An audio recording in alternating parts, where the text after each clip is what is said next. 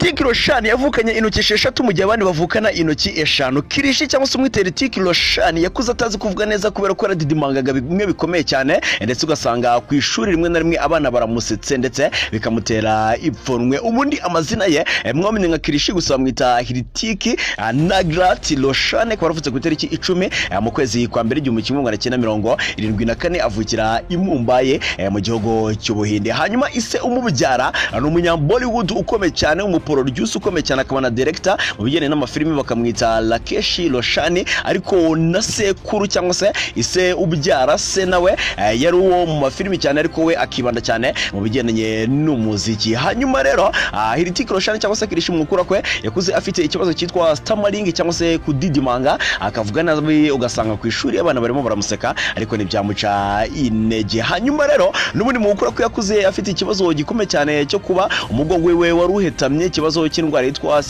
scoliosis, ndetse abaganga bamubwira ko ibintu bijyanye no kubyina cyangwa se gukina amafilimi atazigera abijyamo habe na gatoya. Hanyuma rero mbere yuko aba icyamamare mu bijyanye no gukina amafilimi, yabanje kuba assistant director, agafasha abatunganya amafilimi kuyatunganya. Hanyuma mu 2000 nibwo aje kuba rero asohoka muri filimi yamugize icyamamare cyane mu Buhinde yitwa ngo ni Kahonai, ndetse iyi filimi niyo yatangiye gutuma amenyekana yaba mu Buhinde ndetse no hirya no hino ku isi. Hanyuma mu mafilimi yandi yagiye akina mwagiye mumenyamo harimo yitwa Kirishi, harimo Doom 2, harimo yitwa Joda Akbar, harimo yitwa wo yashyize hanze ejo bundi mwanarebye muri benshi mwanakunze. Hanyuma uyu mugabo afite abana bagera kuri 2 nyuma yo gushakana n'uwitwa Suzanne Kane mu 2000. Hanyuma 2014 nubwo baje kuba batandukana, ariko aba bombi baje kubyarana abana bagera kuri 2, harimo uwitwa Kerihan Roshan, harimo n'uwitwa Hridihan Roshan. Hanyuma rero uyu mugabo afite intoki zigera kuri 6, iruhande rw'igikumwe afiteho akandi gatoki,